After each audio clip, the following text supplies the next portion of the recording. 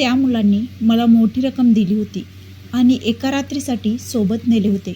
माझ्या आयुष्यात अशी वेळ कधी येईल याची मी कल्पनाही केली नव्हती. पण परिस्थिती माणसाला असे निर्णय घ्यायला भाग पाडते ज्यांचा तो कधी विचारही करत नाही.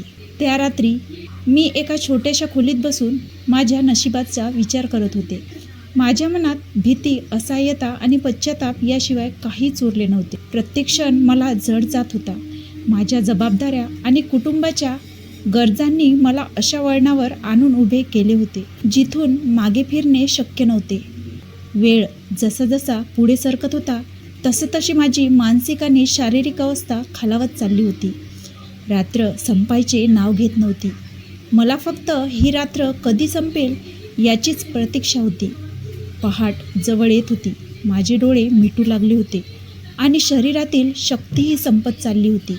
तेव्हाच त्या मुलांनी सांगितले की त्यांचा आणखी एक मित्र येणार आहे. माझ्यात विरोध करण्याचेही बळ उरले नव्हते. मी नुसती शांत पडून राहिले. काही क्षणांनी दरवाजा उघडला आणि एक तरुण खोलीत आला.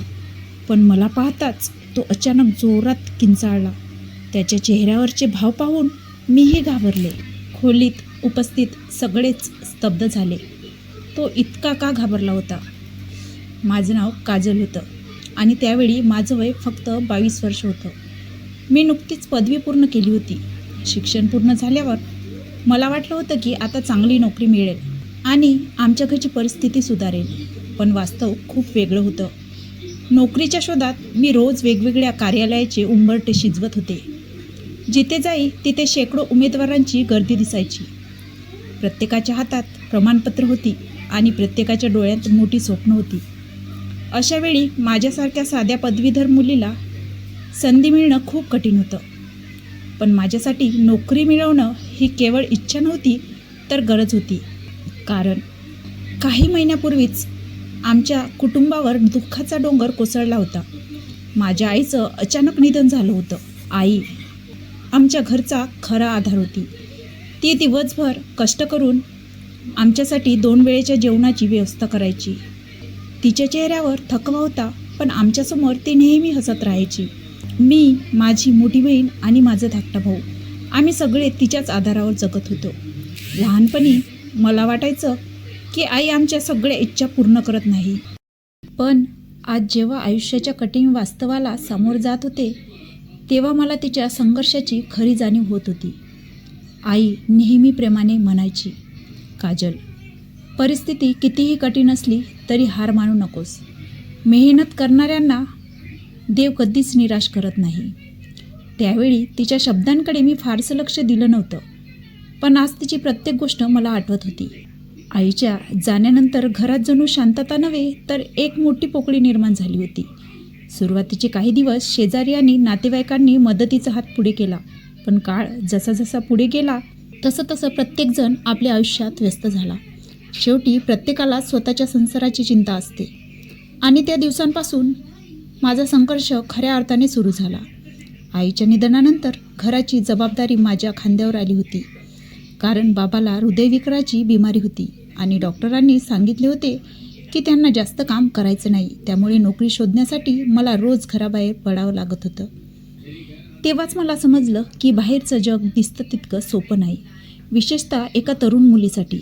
मी अनेक कंपन्यांमध्ये अर्ज केले, पण प्रत्येक ठिकाणी माझ्यासारखे शेकडो उमेदवार आधीपासूनच रांगेत उभे असायचे.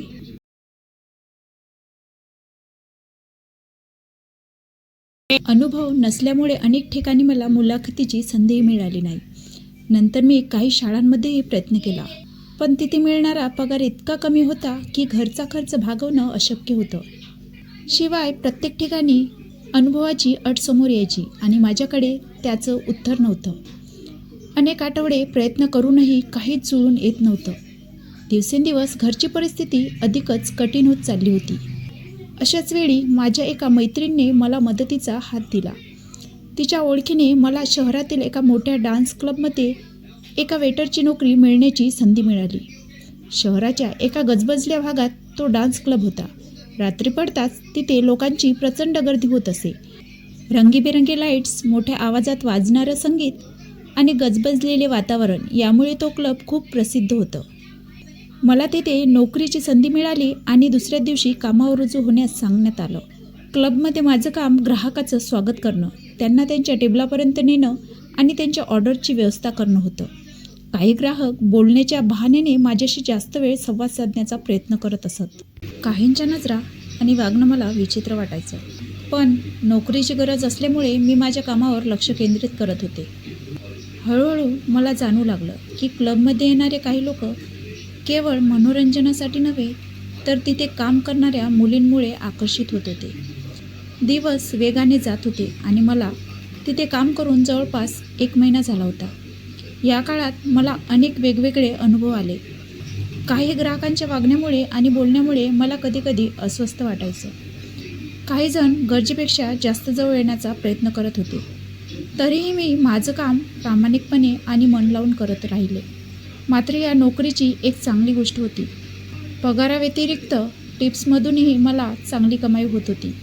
एका महिन्यात मी इतके पैसे जमा केले होते की घरच्या अनेक अडचणी कमी होऊ शकत होत्या. मी ते पैसे घरचे वीज बिल आणि इतर आवश्यक खर्च भागवण्यासाठी वापरले. हळूहळू मला त्या क्लबमधील वातावरणाची सवय होऊ लागली होती. दररोज संध्याकाळी 2-3 मुलं क्लबच्या एका कोपऱ्यातील टेबलावर येऊन बसत असत. त्यांच्या टेबलांची जबाबदारी नेहमी माझ्याकडे असायची. ते सर्वजण पंचपंच माझ्याकडे नेहमी विचित्र नजरेने पाहायचे. सुरुवातीला ते इतर ग्राहकांसारखेच वाटले, पण एके दिवशी त्यांनी मला बोलावून एक कार्ड दिले आणि म्हटले की जर तुम्हाला काही काम पडले तर माझ्याकडे याल. मी ते कार्ड घेतले आणि तिथून निघून गेली. त्या दिवसानंतर माझं मन खूप अस्वस्थ झालं होतं. काम संपवून मी घरी परतले तेव्हा बाबा आणि माझी धाकटी बहीण माझी वाट पाहत बसल्या होत्या. बाबांच्या चेहऱ्यावर उत्सुकता दिसत होती. बाबांनी सांगितलं की माझ्या बहिणीसाठी मुलगा पाहायला आला होता आणि त्यांचं कुटुंब खूप छान होतं.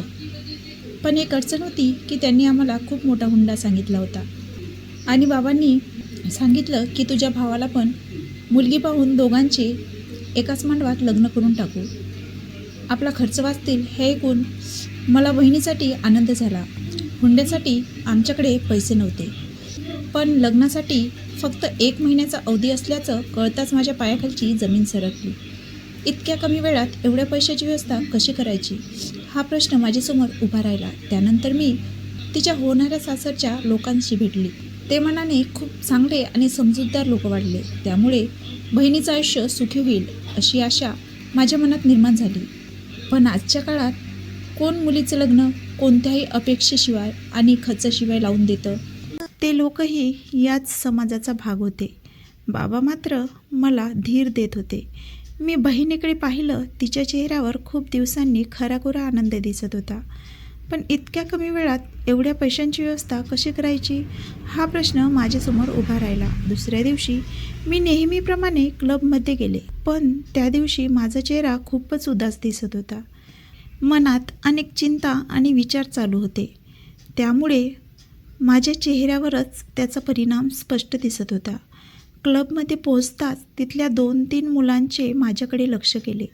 त्यापैकी एक जण माझ्याजवळ आला आणि काळजीने विचारू लागला, काय झालं? आज तू इतकी उदास का दिसते आहेस? मी सुरुवातीला काही बोलले नाही. मनातलं दुःख कोणासमोर मांडावं की नाही याचाच विचार करत होते. पण त्याच्या आग्रहामुळे शेवटी मी माझी अडचण त्याला सांगून टाकली. माझं बोलणं ऐकल्यावर तो हलकसा हसला आणि म्हणाला, मग मी तुला कार्ड कशासाठी दिलं होतं? गरज पडली तर माझ्याशी संपर्क साध असंच तर सांगितलं होतं ना. त्या शब्दांनी मला थोडासा आधार मिळाला. नंतर त्यांनी एक विचित्र प्रस्ताव दिला. त्यांच्या बोलण्याने मी थक्क झाले. त्यांनी मला थेट 1 लाख रुपये देण्याची तयारी दर्शवली होती. एवढी मोठी रक्कम माझ्यासाठी खूप महत्त्वाची होती, पण त्या बदल्यात त्यांची अपेक्षा काय आहे हे समजायला मला वेळ लागला नाही. मी घाबरतच त्यांना म्हणाले, मी एका प्रतिष्ठित कुटुंबातील मुलगी आहे. माझ्याकडून अशा प्रकारचं कोणतंही चुकीचं काम होणार नाही. माझं उत्तर ऐकून ते हसू लागले. त्यांपैकी एक म्हणाला, आम्ही फक्त एक प्रस्ताव ठेवला आहे. तो स्वीकारायचा की नाही हा पूर्णपणे तुझा निर्णय आहे. पण आजच्या काळात इतके पैसे जवळचे नातेवाईकसुद्धा सहज देत नाहीत. त्यांचे शब्द काही अंशी खरे होते. पण 1,00,000 रुपयांसाठी मला माझा स्वाभिमान आणि प्रतिष्ठा धोक्यात घालवायची नव्हती. पण त्याची मला खूप गरज होती. त्या मुलांना माझा निर्णय सांगितला. त्यांनी एकमेकांकडे पाहत स्मित हास्य केलं. त्यांना आधीपासूनच खात्री होती की परिस्थिती मला त्यांच्यासमोर झुकायला भाग पाडेल. मी घरी सांगितलं की कंपनीच्या कामामुळे मला एक रात्र बाहेर राहावं लागेल. बाबाने माझ्यावर विश्वास ठेवला. त्यांना वाटलं की माझ्या मेहनतीमुळेच आपल्या घरात अडचणी दूर होत आहेत. त्या रात्रीनंतर मात्र माझ्या आयुष्यात खूप मोठा बदल झाला. मी शारीरिक आणि मानसिकदृष्ट्या पूर्णपणे खचून गेले होते. ते तिघेजण मला एका छोट्या खोलीत घेऊन गेले. तिथे माझ्या इच्छेविरुद्ध माझ्यासोबत खूप चुकीचं वागण्यात आलं. त्या क्षणी मी पूर्णपणे खचून गेले होते. माझ्या मनात भीती, वेदना आणि असहाय्यता याशिवाय काहीच उरलं नव्हतं. पण कुटुंबाच्या जबाबदाऱ्यांमुळे मी हे सगळं सहन करत होते. मी खूप थकली होते. आता हा भयानक दिवस संपेल अशी आशा मनात निर्माण झाली होती. तेवढ्यात त्यांच्यातील एकजण म्हणाला, माझा अजून एक मित्र बाकी आहे. मी स्पष्टपणे नकार दिला, पण माझं कोणाच्याही लक्षात आलं नाही. काही क्षणातच त्यांनी त्या व्यक्तीला खोलीत पाठवलं. मात्र मला बेशुद्ध पाहताच तो अचानक मोठ्याने ओरडला. त्याचा आवाज ऐकून त्याचे इतर मित्रही लगेच खोलीत धावत आले. खोलीतील वातावरण एका क्षणात बदलून गेलं. माझी अवस्था पाहून त्या मुलांच्या ओळखीतील एक तरुण हादरून गेला. त्याच्यात अजूनही माणुसकी जिवंत होती. त्याने वेळ न घालवता मला जवळच्या रुग्णालयात दाखल केलं. काही दिवस मी रुग्णालयात उपचार घेत होते. त्या काळात मी स्वतःला अनेक प्रश्न विचारत होते. आपल्या माणसाच्या आनंदासाठी आपण किती मोठी किंमत मोजू शकतो याचा मला अनुभव आला होता. तरुण रोज माझी विचारपूस करायला येत असे. त्याने माझ्या उपचारांचा सर्व खर्च उचलला. एवढंच नाही तर माझ्या घरच्या परिस्थितीची जाणीव झाल्यावर त्याने आर्थिक मदतही केली. त्याच्या वागण्यामुळे मला जाणवलं की प्रत्येक श्रीमंत माणूस वाईट नसतो आणि प्रत्येक गरीब माणूस चांगला नसतो. माणसाची ओळख त्याच्या पैशांनी नव्हे तर त्याच्या स्वभावाने होते. काही आठवड्यानंतर माझी प्रकृती सुधारली आणि मला रुग्णालयातून सुट्टी मिळाली. घरी परतल्यावर मी बहिणींच्या लग्नाच्या तयारीला लागले. पैशांची व्यवस्था झाल्यामुळे बाबाचा मोठा भार हलका झाला होता. काळ पुढे सरकत गेला आणि अखेर माझ्या दोन्ही बहीण भावाची लग्न आनंदात पार पडली. त्यांच्या चेहऱ्यावरचं समाधान पाहून मला वाटलं की माझे सारे कष्ट सार्थकी लागले. नंतर काही दिवसांनी त्या तरुणाने मला त्याच्या फॅक्टरीमध्ये नोकरीची संधी दिली. तिथे मला सन्मानाने काम करता येत होतं. कोणाच्याही वाईट नजरा नव्हत्या, कोणाचंही अपमानास्पद वागणं नव्हतं. अनेक वर्षानंतर मला स्वतःचा सन्मान पुन्हा मिळाल्यासारखं वाटलं होतं. आज मी माझ्या आयुष्यात स्थिर आहे. माझ्या बहिणी त्याच्या संसारात आनंदी आहे आणि बाबाही निर्धास्त आहे.